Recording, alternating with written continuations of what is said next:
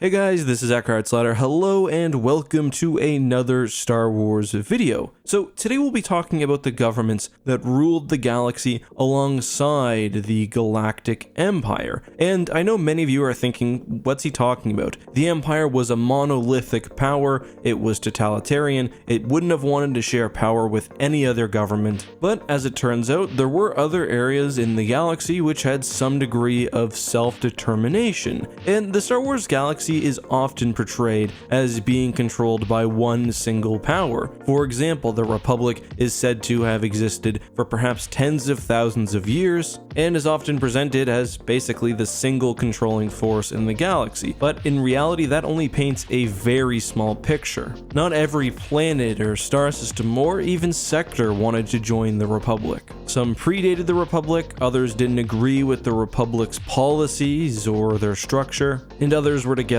for whatever other reason, economic, military, whatever. Although many of these independent groups would have been wiped out or at least subsumed by the Empire, some still did exist, and that's what we'll be talking about today. So this list won't be exhaustive or anything, just because there's probably thousands of these smaller factions that just aren't really notable, but there were also several large planetary interstellar governments, and I think one of the most notable ones would be the Corporate Sector Authority. So the CSA was made up by a coalition of corporations which controlled a portion of space at the end of the Tingle Arm. This space had no native sapient life, but vast resources. So the CSA and its megacorporations moved in and established a brutal rule over the region, including those who moved to try to help take advantage of the abundant natural resources. The CSA was large enough to have its own military, and by the Imperial era was able to maintain functional independence, although they did still pay a lot of credits to the Empire. From a real-world perspective, the CSA was made for the Han Solo adventures, basically as a way for Han to rebel against a government that's not the Empire, maintaining his character development from A New Hope, but also giving him something to fight against. The Han Solo adventures also give us the Tion Hegemony, an area of space that was much smaller and less important than that of the CSA, and which was probably just left alone by the Empire because of its unimportance. The Hegemony was not up to date with modern technological advancement, it didn't have particularly resource-rich worlds, and they kind of just did whatever. But the Empire still maintained at least some presence in the area, and aggressively hunted down rebel cells with, of course, no concern for hegemony borders. The largest semi-autonomous government during the Galactic Civil War was easily the one within Hutt space, led of course by the Hutts. Based on my reading of the Essential Atlas, it seems like the Hutts legally were less distinct than the Corporate Sector Authority or the Tion Hegemony. However, unlike these factions, the Hutts actually did possess considerable power. So the Hutts had been prominent in the galaxy for a very long time, over 25,000 years. They consolidated a vast swath of territory in the mid and outer rim, and of course established their powerful crime empire. Palpatine basically tolerated the Hutts, and with very few restrictions allowed them to continue business as usual. However, the Empire would make an effort to stop somewhat the Hutt slave trade,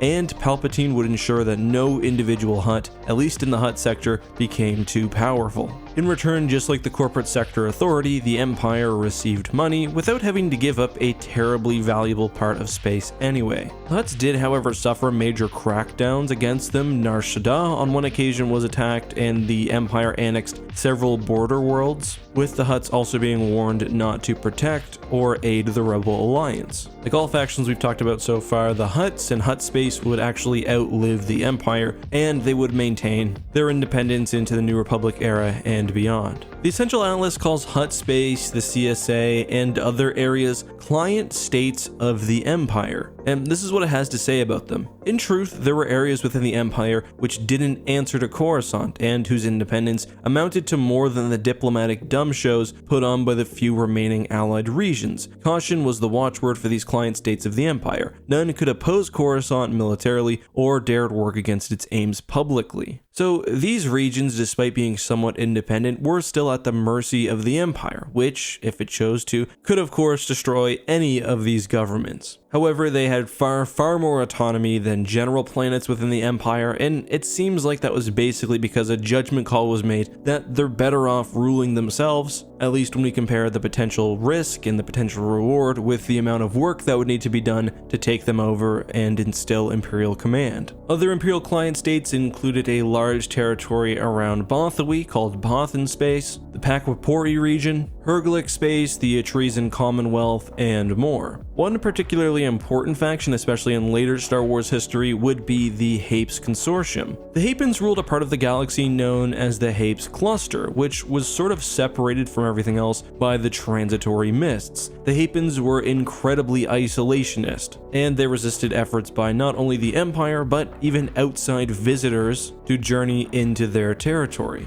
No one really knows why the Empire didn't just take over the Hapan territory, especially considering their riches, but even with the relatively small size of the Hapes cluster, the Hapans amassed a fairly large navy powered by unique battle dragons. The Hapans would maintain their independence after the fall of the Empire and would play a major role as ally to the New Republic in various conflicts, including the Yuuzhan Vong War and the Second Galactic Civil War. I wouldn't consider the Hapans a client state to the Empire. They were sort of like an adjacent government. There's no question that the Empire could have easily taken over the region, but the Hapans wouldn't have been paying the Empire taxes or anything like that. They were completely isolated and independent. So there were other smaller allied governments or tributary states which were generally subservient to the Empire or which the Empire could have controlled if they wanted to. However, Imperial control was not present meaningfully in the unknown regions, and we see thousands, if not millions, of small to medium-sized governments not under the control of the Empire. On a small level, we'd have maybe just a single planet or system, and the most notable large power would probably be the Chiss, who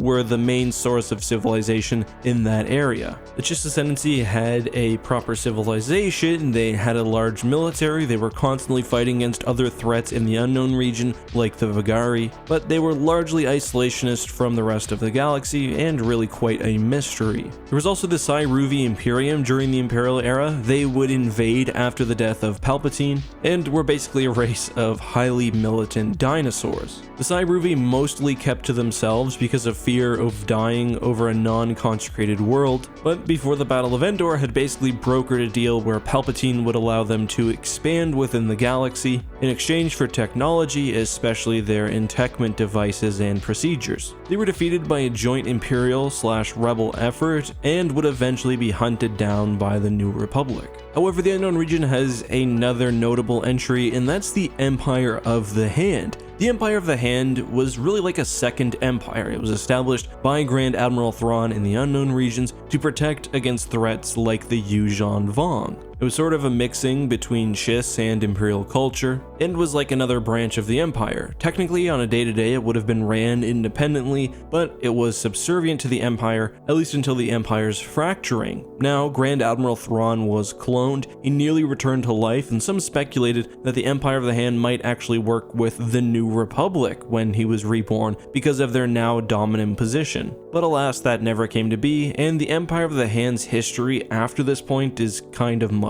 And that's basically it. Those are the governments that either worked with or existed alongside the Empire during the Galactic Civil War era and somewhat beyond. Now, this list wasn't exhaustive, but my goal was to show you guys the main type of factions. We had the sort of semi-autonomous regions, which contributed heavily to the Empire, like the CSA, some that contributed less, like the Tion Hegemony, others like the Hapans, who were completely independent, some like the Chiss that were outside of the Empire's grasp, or the Empire of the Hand, which were allied directly to the Empire, and some like the Hutts, who were a mixture of many of these things. Now, you could also, of course, consider the Rebel Alliance a government. Technically, they're like the Republic in exile, maybe. But I figure you guys basically understand how the Alliance works. There were also many just groups, small groups, that were remote or forgotten or just the Empire wasn't aware of, like the Lost Tribe of the Sith, but that's kind of outside the scope of today's video. But I hope you guys enjoyed this video.